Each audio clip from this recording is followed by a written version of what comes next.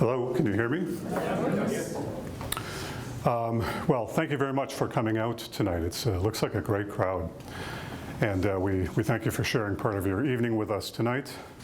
And we wanted to thank the Wheaton Historic Commission, Louise, Nancy, Bob, who encouraged us to give this talk several months ago, and so we very much appreciate the support they've given us.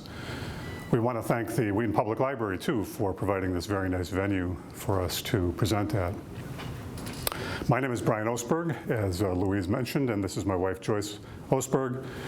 We started our YouTube channel about 3 years ago. We've produced about 70 videos to this point, dealing with regional history and prehistory, topics related to Native American archaeology, paleontology, industrial archaeology in the form of abandoned railroads and abandoned stations, and regarding the Chicago, Aurora, and Elgin Railroad, regarding the Chicago Great Western Railroad. In fact, we're currently on a somewhat epic journey from Chicago to Old Wine, Iowa. If you haven't watched that series, you might be interested in that if you're interested in railroads. We haven't finished it yet, and it's over 20 videos long at this point. So the topic of tonight's presentation is railroads of Wheaton. And it's a very big topic. We probably won't cover some of the things that you might want to hear about or talk about, but we'll do our best. And I have a suspicion we're going to go long because we always do, and it's a tradition. As a result, we'd like to hold questions till the end, if at all possible. If you've got a burning comment or question or something, we can try to take it at that time, but in general, we'd like to take them at the end if at all possible. So, what are the railroads of Wheaton? Well, there's three primary railroads that we're going to talk about tonight that influenced, some profoundly and otherwise, Wheaton's growth and development. The first is the Chicago and Northwestern, which started its life as the Galena and Chicago Union Railroad, and then more recently morphed into the Union Pacific and Metra. The second one that had a profound impact on Wheaton was the Chicago, Aurora, and Elgin Railroad, an electric railroad no less, which started its life as the Aurora, Elgin, and Chicago Railroad. And thirdly, and more peripherally, was the Chicago Great Western. It technically didn't go through Wheaton, but it still had an influence, particularly in some of the rural areas to the north of Wheaton. And we're going to talk about the origins and history of each of these railroads, the stations and infrastructure that were in Wheaton, and some of the impacts and influence that these railroads had upon Wheaton. So let's start with the Chicago and Northwestern. The origins of the Chicago and Northwestern go deep in the history of Wheaton, of DuPage County, of Illinois, and even the United States. I think it's safe to say that Wheaton, as we know it today, as a thriving suburb of Chicago, as well as the county seat of DuPage County, would not have happened if it were not for the Chicago and Northwestern Railroad. And I hope to convince you of that by the time the evening's over. The origins of this railroad go back to a very historic railroad, the very first railroad of Chicago, the very first railroad of DuPage County, and a railroad that eventually linked up with multiple other railroads in 1869 in Omaha, Nebraska, to form the first transcontinental railroad of the United States. And this, of course, was the Galena and Chicago Union Railroad. So named because when it was originally chartered in 1836, Galena, believe it or not, was one of the biggest cities in Illinois at that time. And Chicago was a fledgling muddy village, a small maritime port on the banks of Lake Michigan and the Great Lakes. Now, William B. Ogden, the gentleman to the far right there, he arrived in Chicago in 1836 from New York, and he was promptly elected its first mayor in 1837 and served for 1 year in that capacity. Thereafter, he was a Chicago city councilman into the late 1840s. Now, Ogden had a vision for Chicago, and he believed that Chicago, this little muddy village on the banks of the Lake Michigan, could become a major port city, a major supplier to the various communities out east. And he envisioned that if many of the materials, the grains and livestock, could be shipped in from the hinterland of Chicago, from the north, the west, and the south. It could be shipped into Chicago. They could be sent via tall ship back to the eastern ports in New York, Massachusetts, Pennsylvania, and so on. And so Chicago would then become a great port city. And that's what his vision was. So if you ever wonder why Ogden Avenue is named for this gentleman, now you may know. So it was chartered in 1836, the Galena and Chicago Union Railroad. But for a variety of reasons, it really didn't start taking off until 1846, perhaps because of the US economy at that time. But in 1846, stockholders convened in Rockford, Illinois, and they were pretty irate because there had been very little happening with the Galena and Chicago Union Railroad for the first 10 years of its existence. There was no railroad at that point. And Rockford was in fact keen for a railroad because this would be their connection back to the east. And they were very frustrated that nothing was happening. So it was about this time that William B. Ogden was also appointed president of the Galena and Chicago Union Railroad. And he was still sitting on the Chicago City Council at that point, so some things never change. The primary issue at that time was fundraising. Eastern investors were not keen to invest in this far-flung place such as Chicago, which was something of a mud hole at that time. And instead, the railroad's president, Ogden, began selling subscriptions to the railroad along the possible route to the west. Now, the route wasn't fixed at this point in 1846. And there were multiple routes being considered both to the north and south of Wheaton.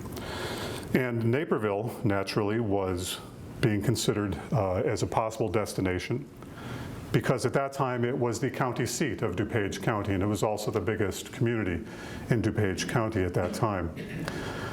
But instead, the Naperville leaders spurned the idea of a new railroad because they had a secret weapon, the plank road, which is a toll road made of wood, and they thought that that was going to be their ticket to future prosperity and commerce for their community.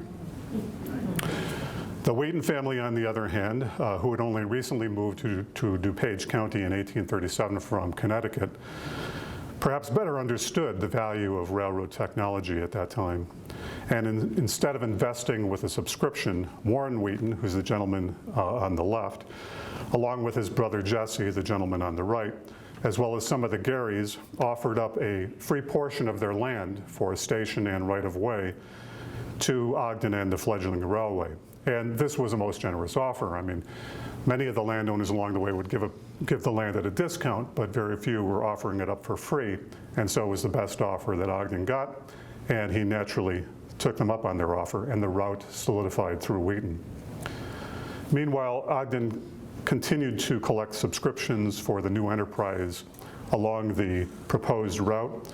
And so the Galena and Chicago Union Railroad was different in the fact that it was locally funded by people who lived along the route, not by any remote or foreign investment, such as out east. And so finally the railroad started to be constructed once they had various subscriptions and some money and some land in the bank. They started to build a railroad in the late 1840s. Oh, let me go back just for a moment.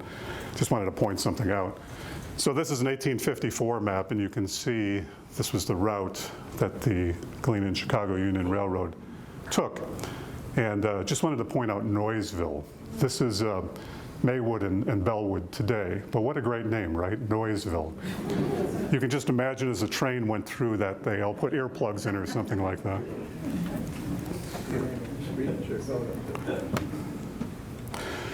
So the railroad reached Harlem, which is Forest Park today, in 1848, Wheaton in 1849, and Elgin in 1850. You can tell that they were not moving at an accelerated pace. The road initially consisted of 6 by 6 inch timbers with strap iron nailed to the top of the wood. That was the first railroad. The first locomotives were used, or we like to say pre-owned today.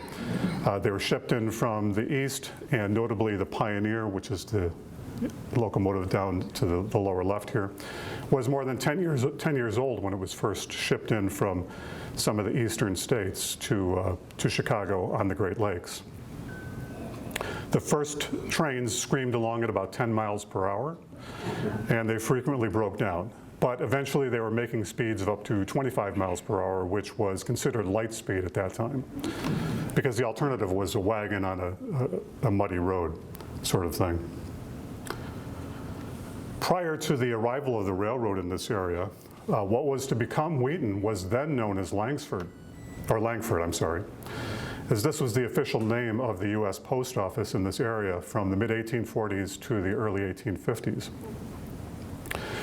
The original Wheaton depot that they built for this new railway stood on the south side of a single track just to the east of Hale Street. So unlike today where it's on the north side, the train station was on the south side. The depot was built by Jesse Wheaton. He was a carpenter, so he built it, and it was owned by him as well as the Gary family. With the establishment of the new railroad, the local U.S. Post Office was moved into the new depot, which was not unusual at that time. And so the U.S. Post Office and the community were thereafter named Wheatons with an S, as you can see from that train schedule over there. And so you can thank the railroad that you don't live in Langford today. And this being in Wheaton, of course, the first depot was also used as a church for Methodist Episcopal services from 1851 for the first few years. Now, you can see from that timetable, that's 1851 timetable, a ticket for a trip from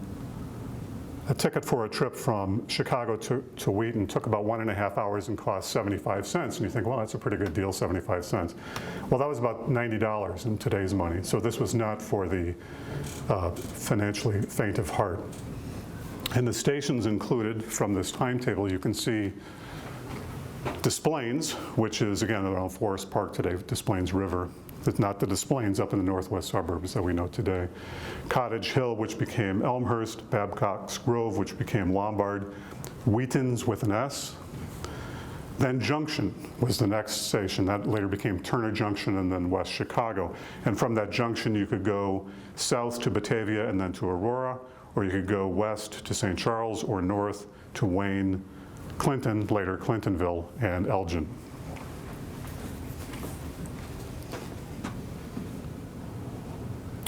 That first depot lasted only a few years, however. The new railroad was a success, and trains were running on a fairly regular schedule after this time. And so, flush with some money, the Galena and Chicago Union Railroad built a new depot in Wheaton in 1853. A much larger wood frame structure, about 20 feet by 50 feet in dimension, and now on the north side of the tracks. So they simply moved the depot from the south side of the tracks to the north side of the tracks, and also east of Hale, just as the first depot was done.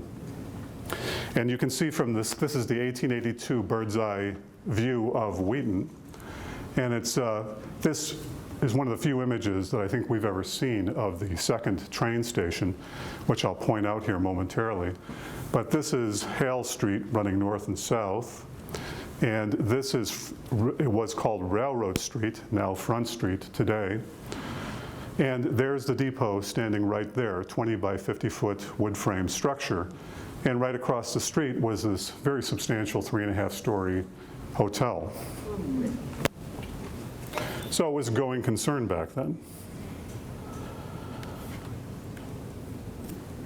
So Wheaton, meanwhile, bolstered by the commerce brought in by the new railroad, was platted in 1853 and now consisted of 500 residents, 2 public schools, the Illinois Institute, which later became Wheaton College, about 200 buildings, which included a dozen stores, a dozen factories, and the community began to rival the much larger and more mature Naperville to the south. And so in 1857, Wheaton made an initial attempt to move the county seat from Naperville to Wheaton, owing to its more central location in the county, as well as the fact that now it had the latest technology in transportation passing through the town. However, this initial attempt, the referendum, failed, but Wheaton did incorporate it as a village in 1859. So this is an 1862 map of the Galena and Chicago Union Station, Railroad. So by 1862, the Galena and Chicago Union stations now included Danby. You see Danby, and that's Glen Ellen. That became Glen Ellen. And Des Plaines got changed to Harlem Junction. The area by Forest Park, Maywood, that used to be called Harlem, Forest Home Cemetery, used to be called Harlem back in the day. By this time, the Galena and Chicago Union Railroad stretched to Freeport, but ironically, it never made it to Galena. Instead, the Chicago, Fulton, and Iowa Railroad that they consolidated with, the Galena and Chicago Union Railroad consolidated with the Chicago, Fulton, and Iowa Railroad, made it out to Marshall, Iowa, with plans to go to western Iowa by the mid-1860s. The southern branch to Batavia, right here from Junction, remember Junction? The southern branch connected up with the Chicago, Burlington, and Quincy Railroad, which then went south to Aurora, to Mendota, to Galesburg, and then onward to Des Moines. The north branch up above continued on to Freeport. In 1864, the Galena and Chicago Union Railroad merged with the Chicago and Northwestern Railway, which began as the Illinois and Wisconsin Railway in 1854, which went between Chicago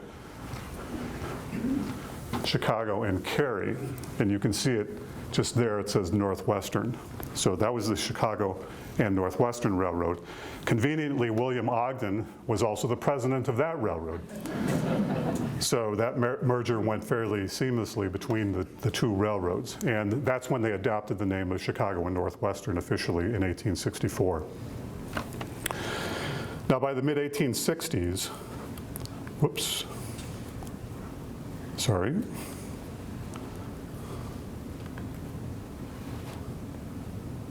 I always do this. By the mid-1860s, U.S. railroads with strong support from the U.S. government were actively competing to build a transcontinental railroad to link the east and west regions of the United States. And this was to be centered in Omaha, Nebraska. Multiple railroads from the east were attempting to be the first to arrive at Omaha, but it was the Galena and Chicago Union, the Chicago and Northwestern, which was the first to do so via consolidation with other railroads. And then in 1869, the Western Pacific, Central Pacific, and Union Pacific made the link from San Francisco to Omaha. And they did so by the Great Link-Up in Promontory Summit, Utah in 1869. And this was a major accomplishment for the country and for railroads in general. It was a generational achievement and something of a moonshot of its day. Meanwhile, back in Wheaton in 1867, the upstart village once again flexed its muscles and attempted to wrench control of the county seat from Naperville. And this time the referendum barely passed by a handful of votes, but Naperville cried foul to the election and claimed that the election was rigged. Initially refusing to move, initially refusing to move records from the Naperville courthouse, which was followed by a midnight raid, et cetera, et cetera. We won't go into that tonight because that's not the topic of tonight's conversation. But the courts did uphold the transfer eventually, and the move did indeed transpire. And that's a story that perhaps we could tell on another day. Wheaton, now the county seat and now connected to the east and west parts of the North American continent, and officially incorporated as a town. Remember, it was a village in 1859, now incorporated as a town in 1869. So not bad for a community that was effectively 16 years old. And you can see that the direct impact, it enabled it to leapfrog the much more established Naperville to the south and become the county seat of DuPage, as well as become a thriving town and in its own right.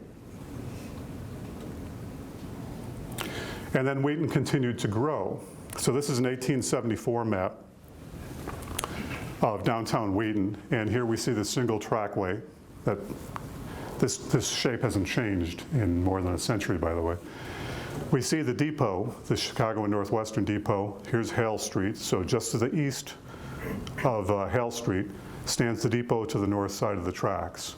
And this is the 1853 depot. So this is 20 by 50 roughly at that time, wooden structure.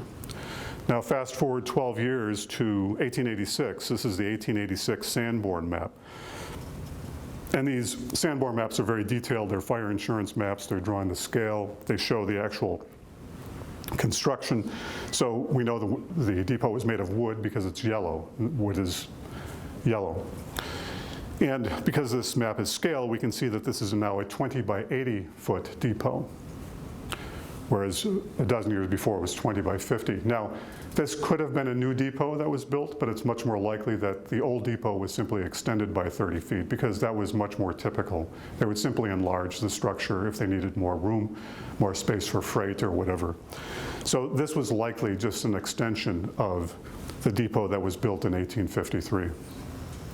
Unless somebody has any additional information about that, to our knowledge, we have not seen direct evidence that a new depot was built at this time. But one key difference too is by 1886 we see there are two main line tracks. There's a siding. This is a siding for the passenger depot. And then we have another siding coming off for the W.K. Guild lumber yard, which later became the F.E. Wheaton lumber yard in the early 1900s. So a lot hasn't changed in more than 100 years.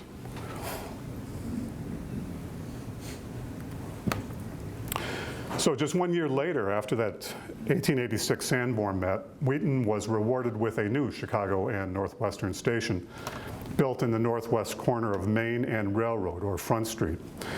In other words, it was moved eastward by a few hundred feet from originally being alongside Hale. Now it's been moved much closer to Main Street. The 1887 station was designed by architects Cobb and Frost, who designed other regional train stations as well. And the cost to build this structure was $4,000, or about $175,000 in today's money. So it was not a huge amount of money that was expended on this particular building. This was a wood structure with a single-story turret, about 75 feet long by 20 feet wide, so it was roughly the same size as the previous depot. The platform awning added another 50 feet or so of protection from the elements for people waiting on the platform.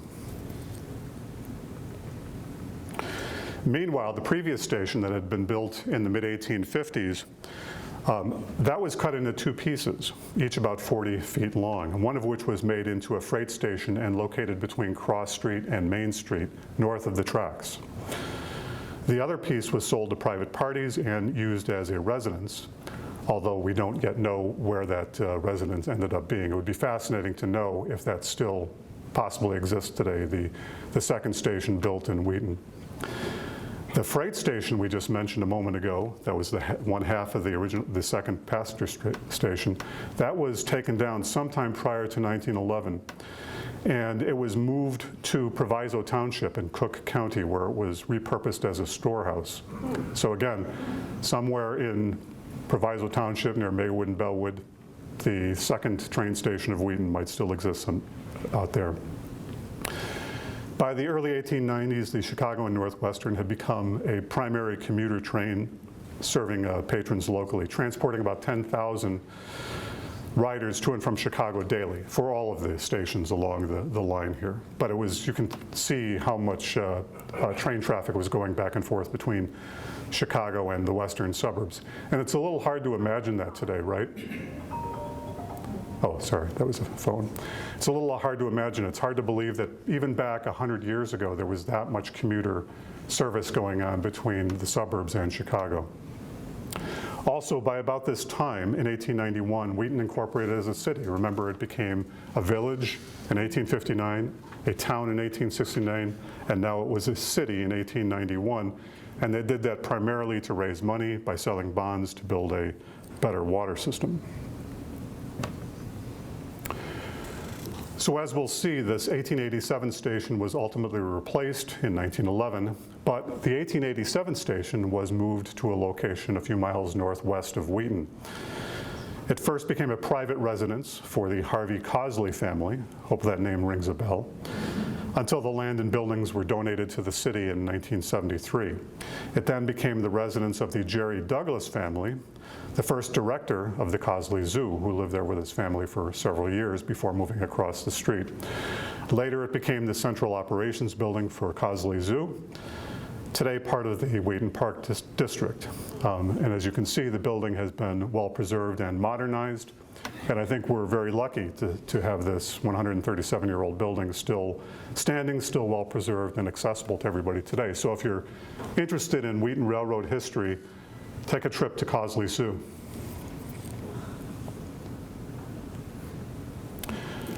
In 1911, after only 24 years of use, the Chicago and Northwestern built a new passenger station at the northwest corner of Main Street and Front Street, basically in the same location as the 1887 station. This new station was a brick structure about 110 feet long by 22 feet wide, so it was more than 50% larger than the previous station. And that's probably the reason why they built it, because the amount of foot traffic that the station was getting was outstripping the size of the previous station. The station opened to the public on April 1st, 1911. The cost of the new station was $50,000, which is about $1.1 million in today's money. So they spent a fair chunk of change on this. And it was believed to be the most attractive and modern station on the Galena line of the Chicago and Northwestern at that time. The passenger station was constructed of brick and stone with stucco trimmings and a red clay tile roof. Waiting rooms were large with white brick wainscoting, mosaic floors, beamed ceilings. There were separate men and women's waiting rooms, each with separate toilet facilities. That's because the men sat around smoking cigars and pipes and using a lot of profanity, so that kept the two apart. The station building featured steam heating with the boiler plant located in the basement of that building. The covered platform extended about 300 feet in length, all the way from Hale Street, almost all the way to Main Street. So it was a very long platform covering, varying in width from 12 feet at Hale Street to about 40 feet as you approached Main Street. The platform was made of paved brick, so this was really a nice facility. Also, a new freight or baggage station was added just to the east of the portion of the passenger station with an angled front that changed depth from 25 feet wide to 15 feet wide as you approached Main Street. So again, this was a very nice building. And as we'll see, this 1911 station was replaced in the mid-1970s, and this former station was turned into commercial space, a purpose that it still fulfills to this day. This former station building is still in situ in its original location, and as you can see, it's more centrally located within Wheaton, within the old town of Wheaton. The station was well built, and it retained much of its original features, although you'll notice that a few things disappeared. You see that nice dormer on the south side of the building, and there were two dormers on the north side of the building. They've since been removed. And of course, the awning has been significantly reduced in size. Now it's a much smaller awning that stands out towards the platform area. Again, we're fortunate to have this building still standing. It's 113 years old at this point, and it's still well preserved and accessible. So by the early 1970s, Chicago area commuter train service was struggling to survive. Many commuter trains were going bankrupt or in deep financial trouble. Joyce will be talking about the Chicago, Aurora, and Elgin as being one example. And so the Illinois General Assembly in the early 1970s stepped in to form the Regional Transportation Authority, or the RTA, so as to try to stabilize the regional rail system. The RTA would provide the funding and the planning, and then the train operators would provide the train service under contract to the RTA. That was the plan and the idea. The Wheaton train station was now more than 60 years in age and was somewhat looking long in the tooth. And so in 1974, a new Wheaton station was built, again on the north side of the tracks. The station was built by the Chicago and Northwestern Railway, but was largely funded by the developers of the Wheaton Center apartment buildings. And you can see the Wheaton Center apartment buildings in the leftmost photograph there. The new station was built west of the 1911 and the 1887 stations, about 1,000 feet to the west. And that was to accommodate the Wheaton Center patrons, as over 1,000 new apartments were added between those buildings, as well as several other apartment buildings that were built right around those buildings. So the station was located on the west side of West Avenue and to the north of the tracks, basically where the station's located today. You can see that the station was a single-story brick structure with an asphalt roof with a low profile. It was about 40 feet by 65 feet in dimension, so about 2,600 square feet in size. An open platform stood along trackside, right along here. And you got a little protection from the relatively wide eaves of the single-story structure. But as you can see from these pictures, it's a rather mundane, utilitarian-looking train station. Not at all, nothing to write home about. By this time in the mid-1970s, the Wheaton station was serving about 1,600 people daily. But in spite of the formation of the RTA by the early 1980s, a few of the other regional train operators had gone bankrupt, and the RTA itself was beset with financial difficulties. And so the agency was restructured by the Illinois legislature and was ultimately rebranded as Metra in 1985. Part of the restructuring effectively put Metra in charge of operations for all commuter rail services in the Chicago metropolitan area, so it gave them more responsibility. In 1995, the Chicago and Northwestern, our old friend, still under contract to Metra, merged with the Union Pacific Railroad. And those two railroads were sort of, they always had a rather contentious and testy relationship since they met up in Omaha, Nebraska in 1869. Now they finally merged together. Meanwhile, Wheaton's lackluster 1974 train station was viewed with some dissatisfaction by the local community members, since it was seen as a symbol of the city, and it wasn't a very attractive station to most. And so in 1999, Union Pacific and Metra built a new passenger station to the west of West Street along Front Street, where the 1974 station was previously located, and that 1974 station was torn down, but it was of no great loss. The new station, which still serves Wheaton to this day, is located at 402 West Front Street. It's a 5,000 square foot red brick building, almost double the size of the previous station.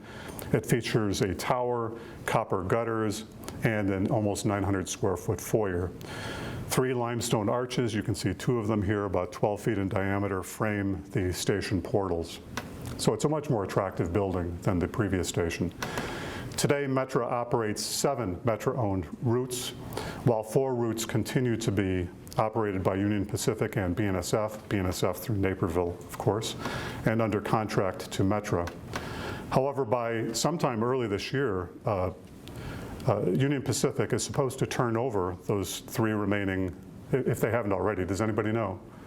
I think it's at the end of May. It's the maintenance of way workers and the buildings and bridges people are transferring over. Then at the end of the year, the engineers and conductors are transferring over. Okay, yeah, so as the gentleman just said, many of the staff are transferring over the course of this year, and that will basically put Metra in control of virtually all of the routes going into and out of Chicago, with one exception. The BNSF was still through Naperville, is, to my knowledge, not planned to be moved under Metra at this point.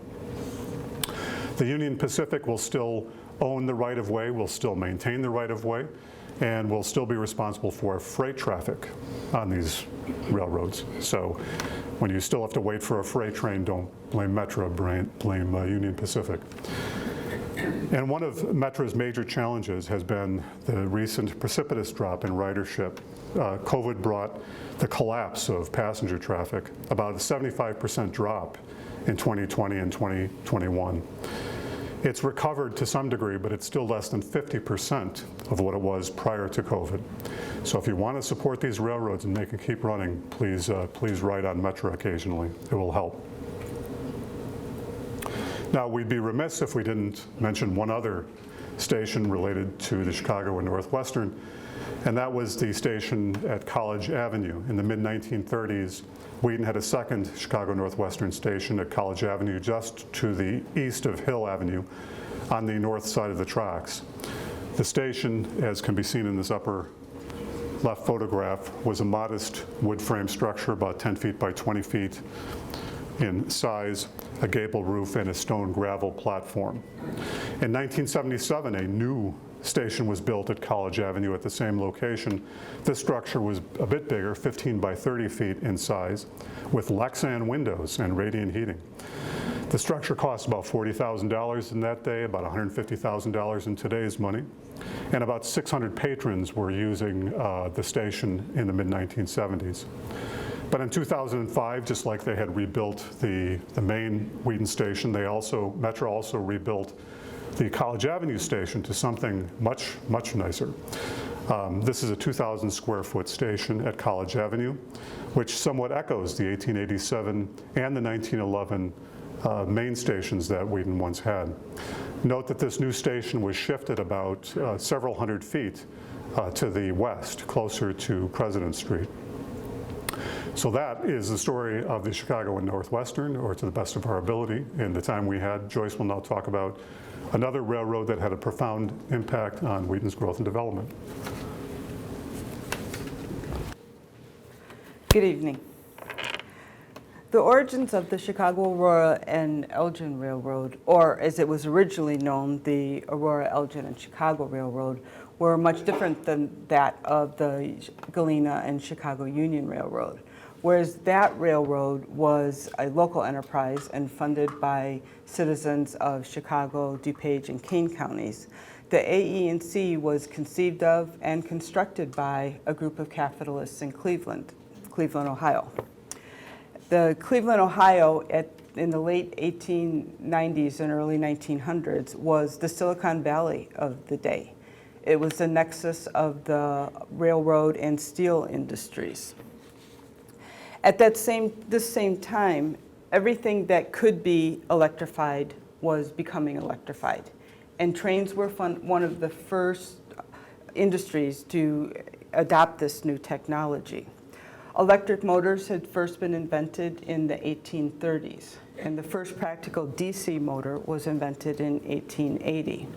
In the late 1880s and 1890s, trolley systems began being electrified.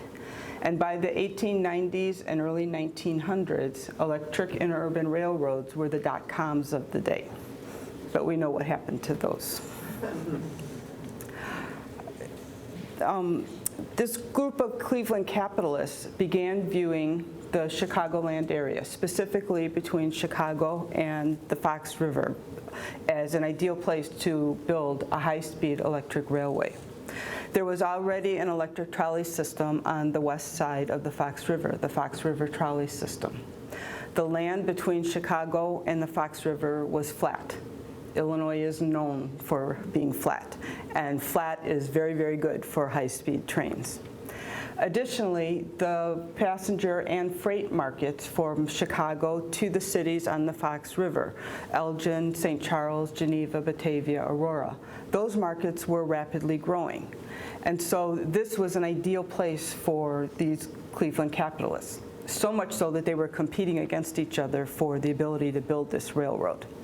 But in the end, they decided to work together and accomplish the project that way.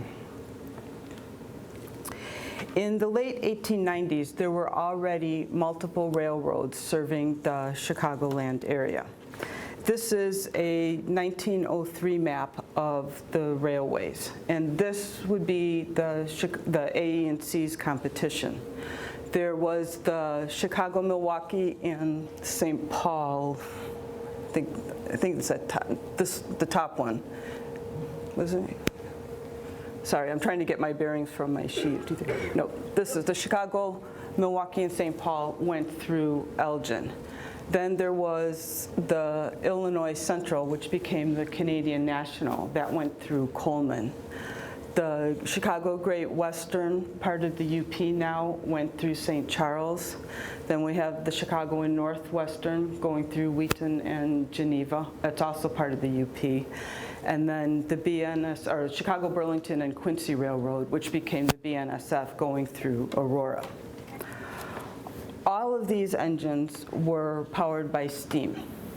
And the AE&C highly promoted how their electric trains were better than these steam engines. The steam was produced by burning coal, which covered everything in a layer of soot. So the AE&C said, you know, our trains are clean. You can get covered with soot if you want to ride those, but if you want to stay clean, ride our trains. Our trains are fast. The steam engines were lucky to be going 40 miles an hour. Timed speed trials from Chicago to Aurora during the first months of the AE&C's operations gave average speeds of 60 miles per hour, and that included going through communities that specified a lower speed limit. So you can stay clean and you can get there faster if you ride our trains. They were also modular. Most of the train cars contained their own engine, so they could be driven individually. They could be coupled or decoupled as necessary to make longer or shorter trains. So you could board a train west of Wheaton, get to Wheaton, it might join up with a couple others and go on into Chicago. And you didn't have to get out of your seat. You could just stay put. And that was new.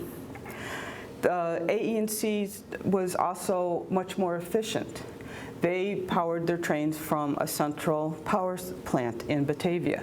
They did not have to transport coal and water to various locations to refuel their trains.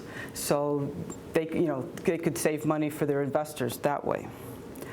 Electricity was a transforming technology at this time in the world. It affected almost every level of society. There's better lighting, better refrigeration of food. It powered factories and farms. The Aurora, Elgin, and Chicago Railroad was founded in 1899, but it was not founded under that name. It was originally the Aurora, Wheaton, and Chicago Railroad. And it wasn't until 1901 when the executives from the railroad finally made an agreement with the city officials in Elgin for their trains to be able to go into the center of the city of Elgin, that the railroad was renamed the AE&C, the Aurora, Elgin, and Chicago Railroad. Construction began in 1901 and continued into 1902. Traffic and service began from Chicago to Aurora in September of 1902, and the Elgin branch was opened in 1903. You can see on this map that the Elgin branch is not just open. This is a 1902 map of the AE&C layout. Wheaton was its hub. A few of the executives from the AE&C lived in Wheaton, most notably Charles Jones, the chief architect, engineer, and designer of the AE&C.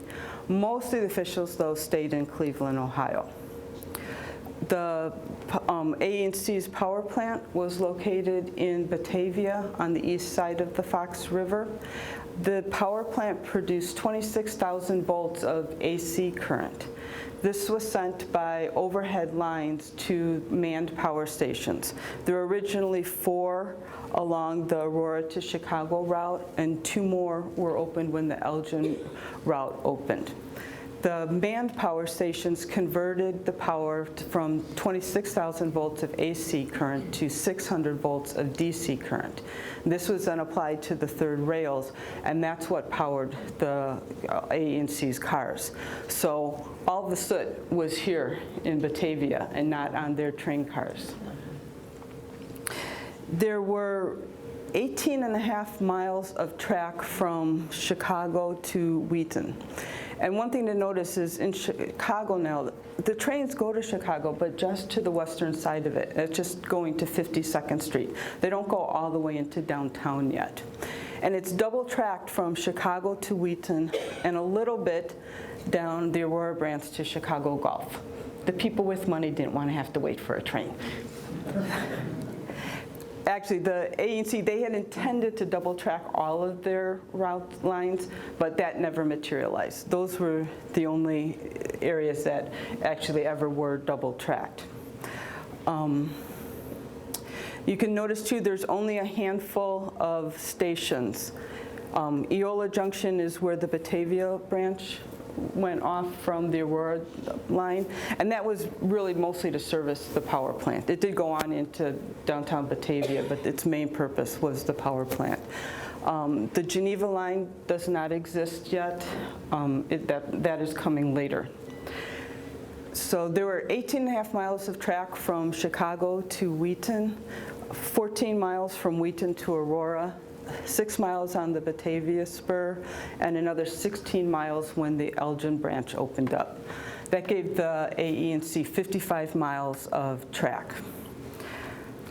In order to build the AE&C, dozens of newly engineered ridges and cuts, bridges, culverts, and underpasses all had to be built. And that transformed the landscape of Wheaton and the western suburbs. So the AE&C was a major success during its first 10 to 15 years of operation. It was the fastest interurban on the planet. And the scale of the use of the third rail revolutionized the trolley industry. Many of the electric trains and trolleys converted to this third rail technology in the next few months and years after the AE&C opened. The AE&C added new services, small freight, milk and dairy, delivery of newspapers, and the U.S. mail. And in most cases, they were faster than the traditional carriers had been. Many new stations were added during the first few months and years of operation for the AE&C. Some of these were very well-designed, substantial buildings, but most of them were humble sheds, almost huts in some instances. New spurs were added. The Geneva spur was opened in 1909. The Mount Carmel spur was added. This really serviced the cemeteries on the near west suburbs. And also the Fox River trolley line was extended from Carpentersville in the north to Yorkville in the south. But all of this expansion was expensive, and the AE&C had to go into debt to grow so quickly. However, the ICC regulated their fares, so they couldn't raise their rates. So raising money was an issue for them, and they were starting to struggle. And then World War I came about, and the AE&C went into Chapter 11 proceedings, so they went into bankruptcy. In the early 1920s, the railroad was purchased by Dr. Robert M. Stinson and Dr. Thomas Conway. They reorganized the railroad into the Chicago Aurora and Elgin Railroad. They also separated the Fox River trolley system into its own separate company. They poured money into the railroad. They modernized equipment, reballasted the road, and added safety equipment. By the mid-1920s, they turned the railroad over to Samuel Insull, who had built a railroad and electric utility holding empire out of very small beginnings in Chicago in the early 1890s. Insull continued the improvements. He improved the electric generating equipment, and he separated the electric generating part of the company into its own company. So now there's basically the beginning of like the ComEd utilities, and we had the railroad. He added more stations, and the Westchester Spur was opened under Samuel Insull. There was also another major new branch of the railroad that was seriously looked at. This would have branched off the main line in Bellwood and serviced the southern part of the western suburbs, going into either Warrenville or possibly on to Aurora. It's too bad that was never built, because that would have been a great addition to the Illinois Prairie Path. So things are going along wonderfully for the CA&E again. They're growing, ridership is up, and things are looking good. And then the stock market crash of 1929, followed by the Great Depression, came. And ridership on the CA&E fell off significantly. And the railroad found itself again unable to pay its debt. Samuel Insull and all of his companies, including the CA&E, were very highly leveraged to the tune of $500 million of debt with $27 million in equity. In fact, the investors lost so much money with this that it led to the Public Utilities Holding Company Act of 1935, in which the Security and Exchange Commission was given the authority to regulate, license, and break up electric utilities. All of Samuel Insull's companies, including the CA&E, went into receivership, and Insull fled the country. As the country began to come out of the Great Depression, the CA&E was still in receivership. This is the late 30s and early 40s. It still managed to improve many of its cars and equipage. The Geneva Spur was closed down in 1937. It had never really seen much ridership, and so it was replaced with just bus service to the Lakewood station. World War II was a horrific event on many different levels, not the least of which is the loss of life. It did, however, help to bring the country and the CA&E out of the Great Depression. This is a 1946 map of the CA&E. As the 1940s progressed, the CA&E and the U.S. economy began to improve.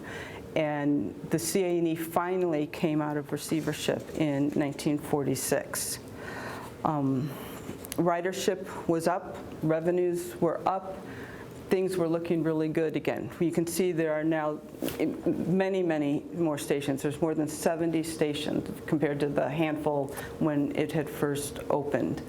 The Chicago station is now all the way at Wells Street. So now you could board the train along the Fox River and ride all the way into the loop without having to get out of your seat if you didn't want to. So things are looking up for the CA&E. The extension from 52nd Street to Wells Street was over the Garfield Park elevated lines. And this was fine until they began construction on Congress Parkway in 1953. And the Garfield Park elevated lines was in the right-of-way for Congress Expressway. And so the eastern terminus for the CA&E was changed to Forest Park. And this was supposed to just be temporary until they could reconnect it to the rerouted Garfield Park lines, but that never happened. Once the Congress Expressway opened, people were encouraged to drive their cars into the city. Especially now, if they rode the CA&E, they had to get off at Forest Park and transfer to a bus and then transfer to another train. And it was a pain, and America loved their cars, so we drove. Now many people wish we still had this going in. Within the first 1 to 2 years after the Congress Expressway opened, which is now the Eisenhower, I assume everybody kind of knows that, ridership dropped off on the CA&E by over 50%, and they again weren't able to pay their bills. On July 3rd of 1957 at 12 o'clock noon, the CA&E abruptly ended passenger service with no warning to anyone. 10,000 or more people were stranded downtown, and they had to cobble together bus service just to get those people home. On June 10th of 1959, freight service was ended for the CA&E. And on July 6th of 1961, the right-of-way was abandoned.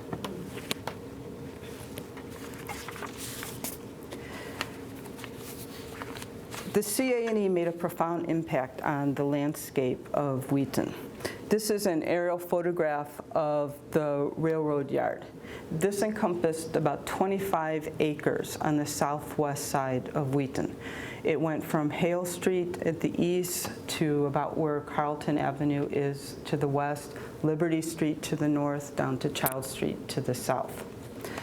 Let's see what I can put up. This is... That's where Wheaton Towers is. Yes, I'll get to that. You're jumping ahead of me.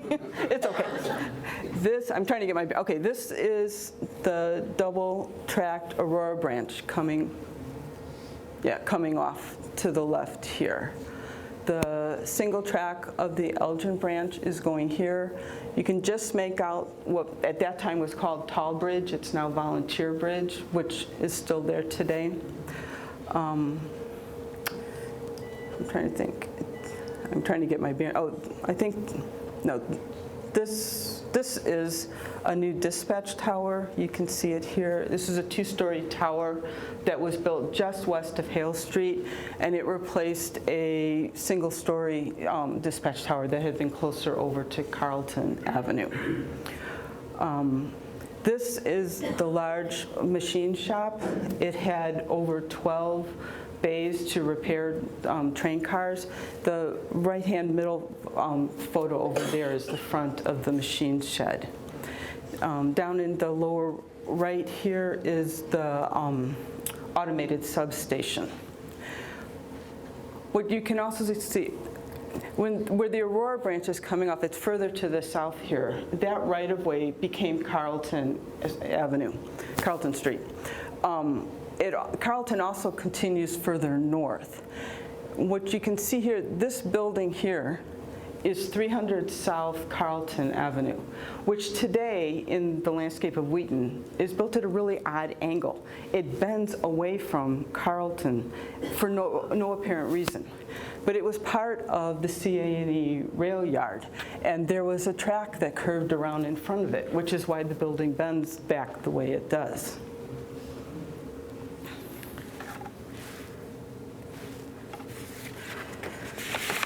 The first Wheaton station was a wooden structure. It's obviously in the top left photograph there. This was on the south side of the tracks, and it was about 20 feet by 40 feet in dimension. A new station was built in 1911. The original was built in 1902. The lower right photograph is the new station. This was a large brick building with an Elizabethan aesthetic that the Wheaton town officials dictated that the CA&E needed to have. This was about 100 feet by 30 feet in dimension. It had public toilets, a ticket office, additional offices, luggage areas, and again, 2 heated waiting rooms, one for the men, one for the women. I'm not sure what happened when you were traveling as a couple or a family, if the guys had to go off or if they got the, most likely the women had to deal with the kids on their own. The headquarters for the AE&C were originally in downtown Wheaton. They were in leased space at Hale and Railroad Street, which, as Brian mentioned, is now Front Street. Most likely this was the southwest corner of that intersection. Sometime during the first few years of operation, the headquarters moved again in leased space, but they moved into what had been Hotel Wheaton. That is the top right photograph. During this time, the AE&C planned to build a very large building that would be both the new Wheaton station and the AE&C headquarters. This is actually an artistic rendering here at the top, and that's what the building would have looked like if they had built it. But before construction began on that, the company was able to purchase Hotel Wheaton. And this was a very spacious building for them. It's 3 stories, it was a brick building, had a wide front porch, and it had an observation deck or gallery on the top level. And this was located at the southeast corner of Main and Liberty, so just diagonally across the street from where the station was. So the AE&C chose to just stay there for their headquarters, and they built, still, as we saw in the previous slide, a nice new building, but just not as big as they had originally intended. Headquarters remained in the former Hotel Wheaton building until March of 1913. During a thunderstorm, the building was struck by lightning and caught fire. Due to what was said to be poor city water pressure, the building burned down, and most of the early records for the AE&C were destroyed then. What could be salvaged was moved across the street to the new Wheaton station, and the AE&C officials began looking around for another headquarters building. In 1915, they moved into the Terminal Traction Building in Aurora. This had previously been Hotel Arthur. I guess railroads like hotel buildings for their headquarters. The AE&C leased space on the 5th floor for their offices, and the ticket office was on the 1st floor. And this was at Broadway and Galena in Aurora. And there was street boarding for the AE&C cars on Broadway. The headquarters remained in this building until the mid-1930s. At that time, the city of Aurora began pressuring the AE&C, or it was CA&E at that point, the CA&E, to stop street boarding on Broadway because it was causing traffic jams.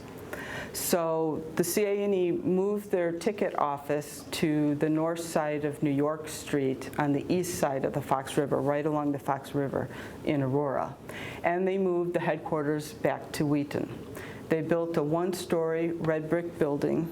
You can see it on the lower right there, on the east side of the rail yard. This was built at Hale and Liberty, the southwest corner, and it's still there today. West and Liberty?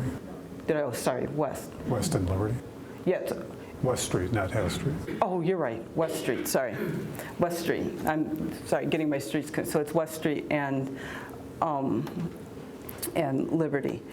If you stand on the sidewalk today and look up above the doorways on that building, you can still see the holes where they drilled for the supports for the CA&E lettering on the building. If you go into downtown Aurora today, that the terminal traction building is still there standing. Yes, it is. I don't know if everyone heard that. The terminal traction building is still standing in Aurora. We're just publicizing Wheaton tonight and not Aurora, even though I'm talking about it. Thank you, though, for saying that. The CA&E had a profound effect on the topography of Wheaton, leaving behind historic structures, the 300 South Carlton, the headquarters building, and Tall Bridge, or Volunteer Bridge, that's at the beginning of the Elgin branch of the Prairie Path today. The former rail yards, as I mentioned, had encompassed 25 acres of space in downtown, the southwest part of Wheaton. After the CA&E closed, this became something of an eyesore during the 1960s. It's just this huge, big abandoned area. And the Wheaton Central Apartments were built in the early 1970s and took up much of the space that the rail yard previously had occupied.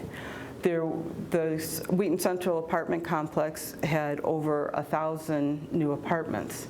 And so, as Brian mentioned, to help with the influx of population to them, the Chicago and Northwestern train station was moved to the west side of Hale Street. West Street. Sorry.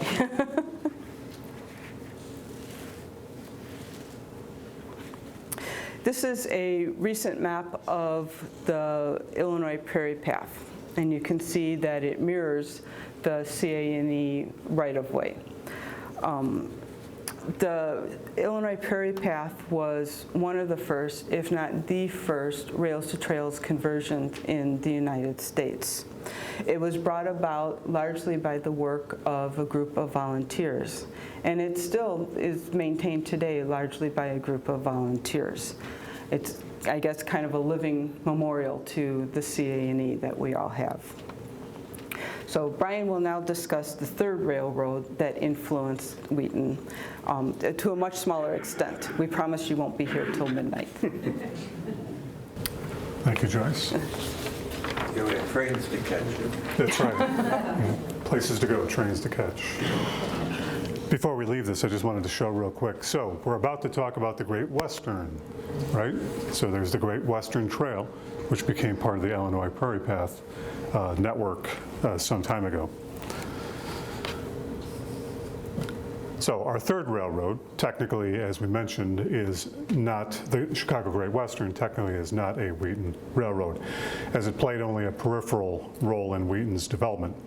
But it did serve the northern rural fringe of the Wheaton community. The Chicago Great Western was the last Tier 1 railroad built in the United States, with roots going back to Minnesota railroads in the 1850s. The gentleman in the center, Alpheus B. Stickney, a railroad executive in his 40s and living in St. Paul, Minnesota. During the mid-1880s, via mergers and acquisitions, he started up a new railroad, the Chicago, St. Paul, and Kansas City Railroad, and then built it out across northern Illinois, central Iowa, Minnesota, and Missouri, with over 1,400 miles of trackage. And that became the Chicago Great Western in the early 1890s. As it was one of the last major players in the railroad game in the U.S., it had to be leaner and meaner than the other major railroads, such as the Chicago and Northwestern. And so it was very innovative. For instance, it was one of the first railroads to use diesel engines in the 1930s and 1940s, which was very novel at that time. It allowed them to pull longer trains, which was more efficient and more cost-effective for them. And although it was known for its freight operations later in life, especially as a Granger railroad serving farmers and agriculture, it was fiercely competitive for passenger traffic in its first 30 years of operation. A lot of people don't think of the Chicago Great Western as a passenger railroad, but indeed it was. Later, it focused its efforts on agricultural freight from about 1930s onwards, when it realized that was its strength. So this is an 1897 map of the Chicago Great Western route from Chicago through Kane County. And it's kind of interesting to look at this. We can see Forest Home area, which is Forest Park today. We see Maywood, West Maywood, Bellwood with an extra E, South Elmhurst. So South Elmhurst was a separate community from Elmhurst at that time, and that station still exists just to the east of York Road in Elmhurst today, if you want to see a Chicago Great Western station. Then we see Lewis Crossing, that Villa Park, right? Then we see Lombard, North Glen Ellen. Now we're getting into the north suburbs of Wheaton, if you will. Then we get into Gretna, Plains Crossing, that's a mysterious name. Ingleton, Harvey Crossing. And then finally out to St. Charles. So this is a very interesting map for a lot of reasons, but you begin to see that, here's Wheaton, and multiple stations such as Gretna, Plains Crossing, and even Ingleton were serving some of the northern fringes of Wheaton. And this is back at a time when Wheaton was still surrounded by farmland and agricultural communities. So let's talk briefly about each of these locations. Gretna. Gretna was a small farming community, mostly German immigrants, straddling the North Avenue area, founded in the latter part of the 19th century, so the 1860s, 1870s timeframe. Gretna was served by St. Stephen's Church, which is that picture in the lower right-hand corner, that was first built in the 1850s. A cemetery, you can see it in that photograph, just to the west of the church, saw the burials of dozens of Gretna's early community members. But the community of Gretna eventually dwindled, and St. Stephen's Church was decommissioned in 1889, although the cemetery still remains. The last burial in that cemetery took place in 1910. You can still visit that cemetery, but you have to visit it via the Great Western Trail. Remember that map I just showed a moment ago, Joyce just showed? You cannot, there's no roads leading to that cemetery. The nearest road is North Main Place Road, which is west of Schmalley Road. And you have to walk in via the Great Western Trail. And there, the cemetery is still very nicely kept by a group of volunteers. And you can still see where the church stood just to the east of it. So it's worth visiting if you have a chance. The St. Stephen parishioners became part of St. Michael's Church for a short period of time in Wheaton here. So that's the Wheaton connection. Before they became absorbed as part of the St. John Baptist Church, St. John the Baptist Church in Winfield. Today, Gretna is part of Carroll Stream, and in fact, that depot was moved to Armstrong Park in Carroll Stream in 1976. And if you want to see that Chicago Great Western station, go to the southeast corner of Armstrong Park and Carroll Stream, and that's been rehabilitated there, and you can see that. The map, as we saw a moment ago, indicated a station stop at a place referred to as Plains Crossing between Gretna and Ingleton. This station only appears for a brief period of time before it disappears. And the 1897 map suggests it was located someplace between Pleasant Hill Road and County Farm Road, probably closer to County Farm and south of North Avenue. We don't know much about this station or that community. We still have not found any information about it. However, we do know a bit about this next station, which is called Ingleton. Ingleton was a small community, stood to the northwest of Wheaton in what is now West Chicago. Ingleton was the original name of the place we now refer to as Prince Crossing. The AE&C Prince Crossing Station, too, was originally called Ingleton before the name was changed in the 1910s to Prince Crossing. After a children's hospital was built at that location, that became Wheaton Academy.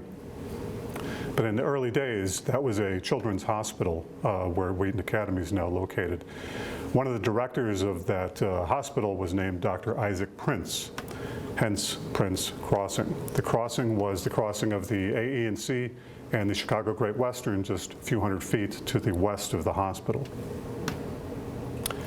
This station building, which was pretty typical of the Chicago Great Western station buildings, they had a nice stick-style Victorian design.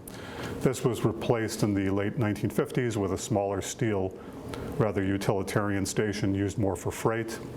And that station served until the early 1970s, when the Chicago Great Western merged with the Chicago and Northwestern. So it all comes together. The Chicago Great Western merged with the Chicago and Northwestern. And because of the overlap of routes, many of the Chicago Great Western routes were discontinued or abandoned, as well as all of the stations that were along those routes. And so that's how we have the Great Western Trail today, because it was abandoned in the early 1970s. So that ends our formal presentation of the railroads of Wheaton. There are many other sources of information relative to this topic. You can go to our YouTube channel. You can go to various websites like the trolleydodger.com for the CA&E. There's multiple Facebook groups you can explore that have a lot of information about the Chicago Great Western, the CA&E, the Chicago and Northwestern. There are some great books that you can get from the local library, as well as places to visit. The DuPage County History Museum has some excellent exhibits on the railways in Wheaton, the Illinois Railway Museum in Union, and the Fox River Trolley Museum in South Elgin, Illinois.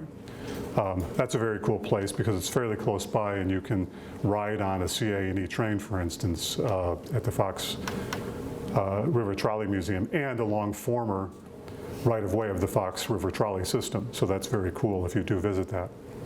So now we have time for questions, comments, and great thoughts. So anybody have any?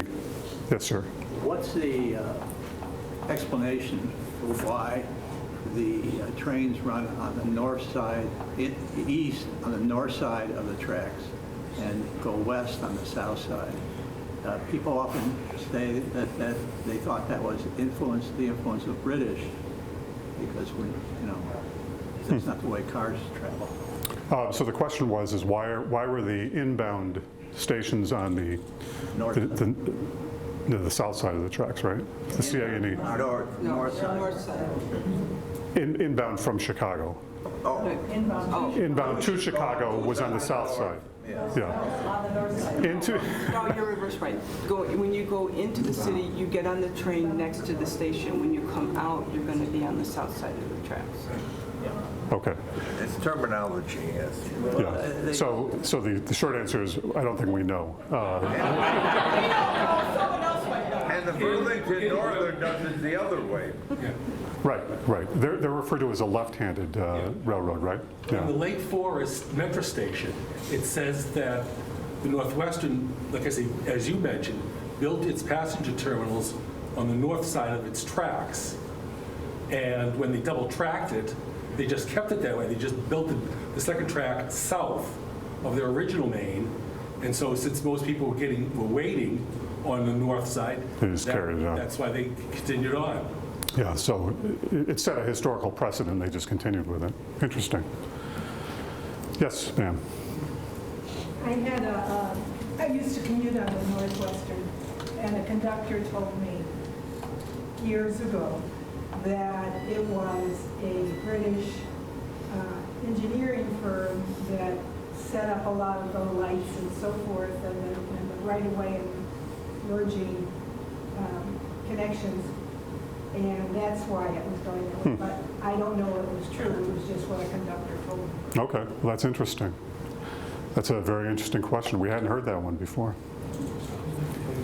This gentleman here. Former CNW employee and resident of Oak Park. I can tell you with some certainty that the explanation about the depots is correct. It was originally built as a single-track railroad. The first station out of Chicago was what's now Oak Park. And Lake Street was the wagon road, so they built it closer to the wagon road because that's where the development was. So when they put in the second track, as the gentleman described, what they didn't want to have happen is for everybody to wait in the station on a winter day and then come running across the tracks. Right.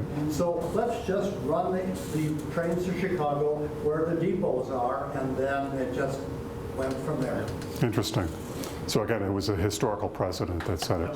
See, I thought you were talking about the CA&E, but we're talking about the Chicago and Northwestern. The CA&E had the into Chicago was on the south side, and then coming out was on the north side, right? So that I'm sorry, that's what I thought you were referring to. Other questions, comments? Yes, sir. When was the Northwestern double-tracked and then triple-tracked? Well, I mean, from the maps, it appears that it was single-tracked through 1874, and then by 1886, it was double-tracked. So sometime in that time frame, it appears it went to double tracks. Now, we haven't looked beyond Wheaton to see if that was true, but certainly along Wheaton, that was true. Does anybody else know the answer to that question? When was it double-tracked?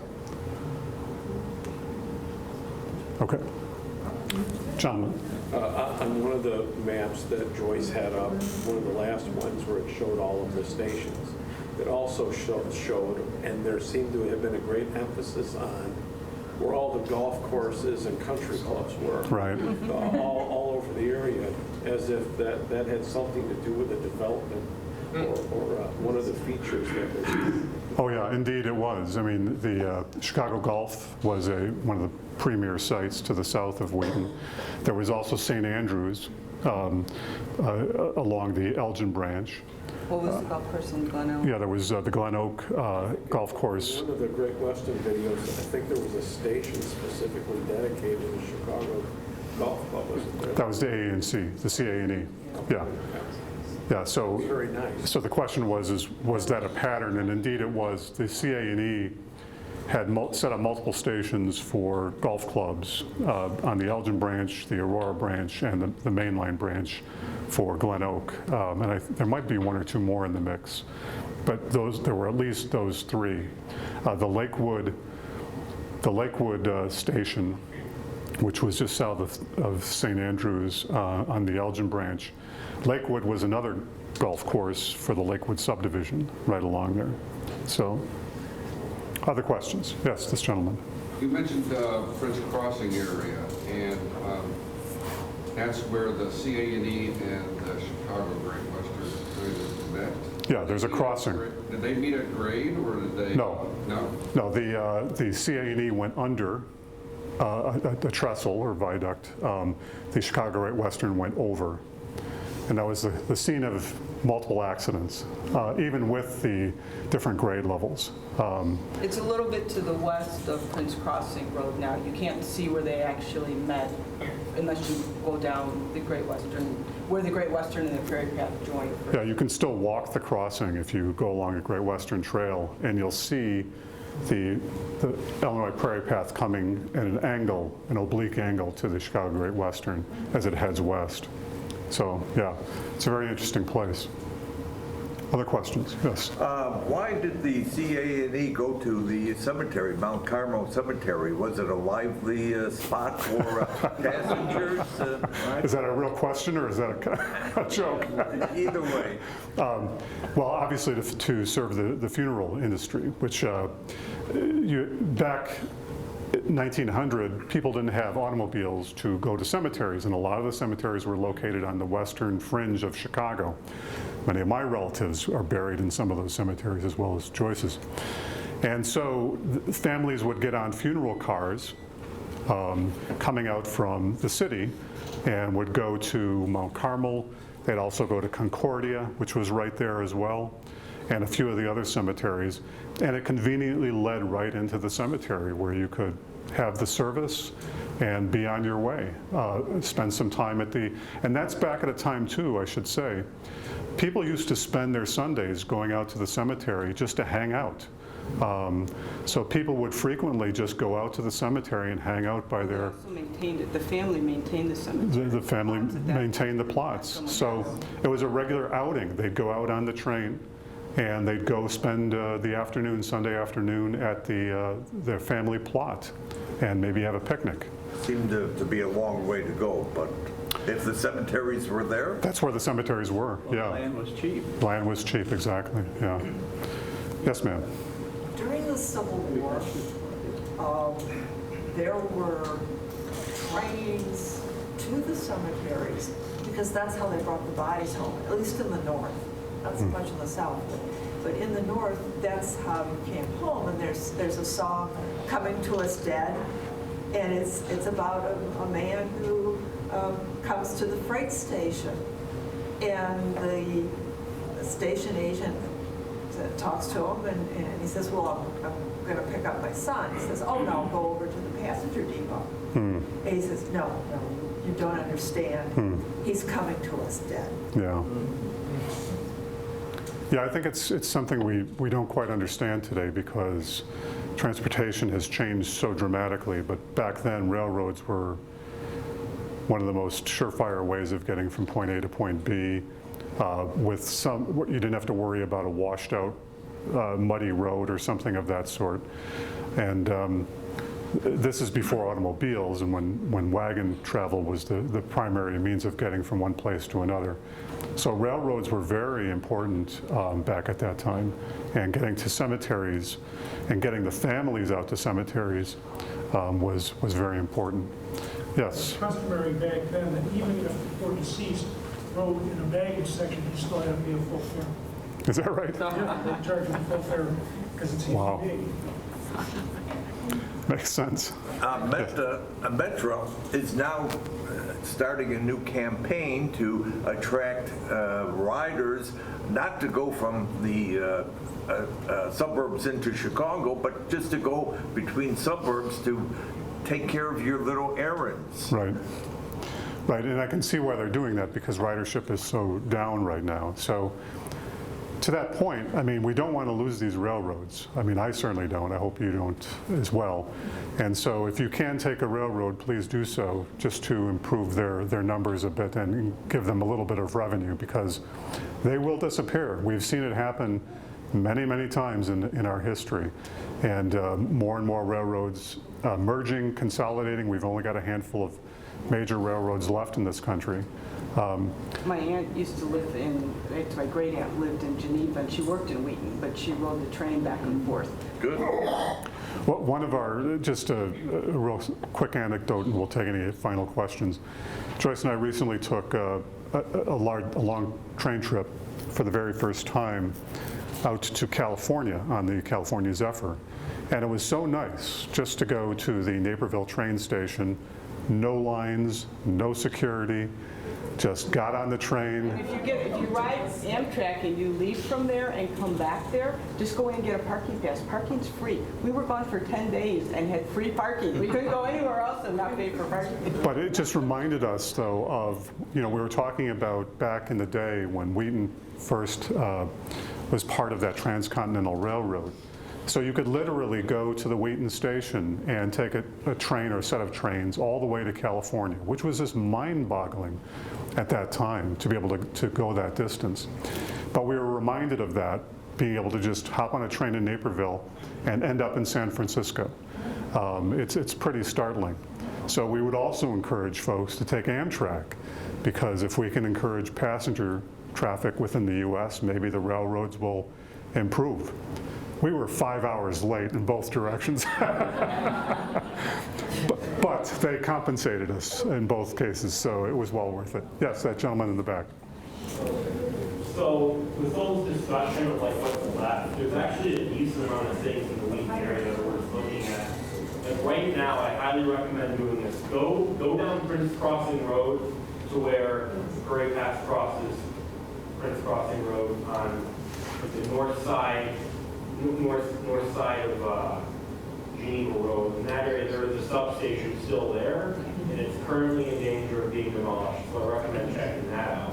Mm-hmm. Not too many people are aware that there's actually 2 sets of tracks in the Wheaton yard that are still around. So if you go to the northwest corner of Carrollton Avenue and Child Street, there's a building there, and in their parking lot, there's rails on the ground. Yeah. And at the Fox River Trolley Museum, they have the freeway switch that used to be in front of the Wheaton shop. If you want to see all that, you can go to the Fox River Trolley Museum and just go down to the intersection of Carrollton Avenue and Child Street if you want to see that history. Yeah, that's an excellent point. There are still lots of artifacts remaining in the Illinois Prairie Path right-of-way. Like you said, the tracks at Carlton and Child Street, the Clintonville Station in South Elgin, by all means visit that. That's one of the original substations of the AE&C built in 1902. And there's a model trolley club in there, so you can actually get inside. Yeah, they'll be happy to take you on a tour. Take it around and show it off. Yeah, indeed. And then there's, as the gentleman just said, the Prince Crossing substation, which was once the Ingleton substation, still exists for the time being along Prince Crossing Road to the south of where the Great Western Trail crosses over the road. We hope that doesn't get torn down, but please visit that if you're at all interested in some of the railroad history of the area. I forgot to mention that there's also on Jewel Road, there used to be a small station and shelter there. They have that station at the Illinois Railroad Museum. It's currently being restored, but it's there at Ireland. That was what, the Jewel Road station? Yeah. Oh, very cool, very interesting. Yeah, and the Fox River Museum has a few of the stations there as well, like the Wayne Station and so on. So there's various places you can go to and really get a sense of many of the old railroad depots as well as the old train service. And if you go to the Fox River Trolley Museum or the Illinois Railway Museum in Union, which is a little further out, you can ride on a lot of these trains, which is very cool, and you get to see how they behaved. One thing that we found out. Is it still open at the DuPage County History Museum? Yeah, I'm not sure. Joyce was just saying if the exhibit is still open at the DuPage County History Museum. Does anybody know? If not, I think it's going to be closing soon, so go soon. Yep. But if you ride on those cars, those CA&E restored train cars at the Fox River Trolley Museum, you can see how fast they accelerate and decelerate. It's very, very interesting to ride on one of those. Any other questions or comments or great thoughts? Yes, sir. Yeah, if you go into the water department across from the old county building, and inside there's a big map of a plat that they were planning to build a overpass over the Chicago Northwestern rail tracks for Main Street in Wheaton. Huh. Wow. That would have been a big project. Yeah, that's for sure. Huh. Yeah, they had the plans and everything on, you can see it on the wall. This is old plans or? Yeah. Oh, okay. Oh, yeah, way back. Okay. Yeah, we'll have to visit that and see that. The Depression put it into that. I'm sorry? I think the Depression put it into that. Ah, I see. That put an end to a lot of things. Any other questions or comments or great thoughts? Yes, sir. My great-grandfather was a fairly prominent Armsboro military supplier during the 1880s. He had a company called Lands, Owen and Company that manufactured holsters and things like that. His daughter, my grandmother, had asthma as a child, and their house was on Jackson Boulevard in Chicago at about Central Park. Because she had asthma, they bought property out in Glen Ellen to get her out of the city. Well, he owned land along Park Boulevard, and when the Aurora and Elgin came through, he ceded right away across his property in exchange for shares of stock. Okay. Bad investment. It was probably good for a while. Yeah. Yeah. But if you held on to it too long, then it wasn't. Yep. Any other thoughts? Well, thank you very much. Thank you for spending part of the evening.